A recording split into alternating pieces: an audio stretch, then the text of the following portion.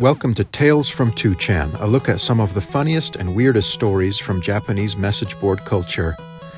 Today, if you ever get invited to help with a surprise marriage proposal, you'll want to keep this in mind.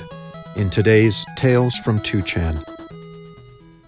Posted on 2chan August 29th, 2012. A then 23-year-old woman in Japan, we'll call her Hanako, writes that she wants to share a shocking experience she had. It all started when a high school friend, we'll call him Taro, reached out to her. She remembered Taro as being funny, popular, and a great storyteller with interesting hobbies. Even after graduation, Hanako and her friend group occasionally went traveling together, and everyone was great friends with Taro. So, when Taro sent a message to the friend group saying he wanted to get together to make an announcement, everyone was eager to hear what he had to say. To their surprise, he announced that he was going to get married. Nobody knew he had a girlfriend. "My girlfriend Yumi and I don't have much money," Taro said, "so we're not going to have a big wedding, but I'm planning on at least throwing a surprise party for her, and I need your help." Everyone agreed, and Hanako was looking forward to making it a memorable occasion for Yumi. On the night of the party, they gathered at a small but cozy restaurant that Taro had reserved for the night. A wedding cake sat on one of the tables.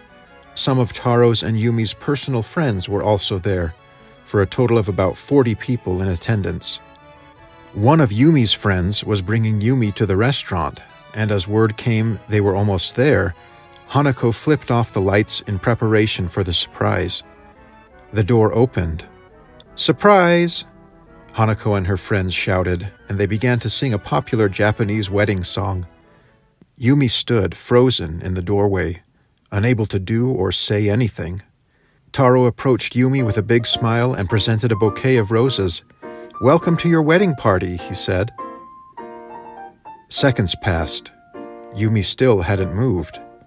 Suddenly, she collapsed, screaming and sobbing on the floor, and it was clear this was not out of happiness. "Help me!" she screamed to Hanako. "Why is he here?" She pointed at Taro. Hanako helped Yumi up and rushed her to the bathroom to calm her down. Shaking, Yumi explained to her what was going on. Taro and Yumi were not in a relationship. In fact, they had never even had a real conversation. For a few months, Taro and Yumi worked at the same company, and their shifts overlapped slightly. But that was enough for Taro to become obsessed with her. He stole Yumi's contact information from the office and began stalking her non-stop. Dozens of phone calls, delusional letters, following her. Yumi quit her job to get away and reported Taro to the police, who did nothing because they couldn't see any real damage. Yumi was even more terrified because Taro had somehow researched her personal friends to bring them to the party. Later questioning revealed that Taro was convinced he was receiving telepathic messages from Yumi, saying she loved him, but she couldn't tell him out loud because she was shy.